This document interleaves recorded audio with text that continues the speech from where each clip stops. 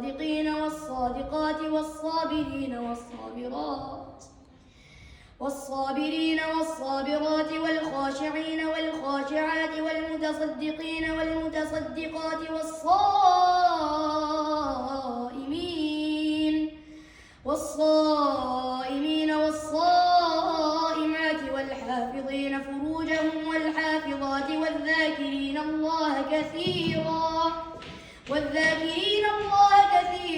والذاكرات أعد الله لهم مغفرة وأجرا عظيما.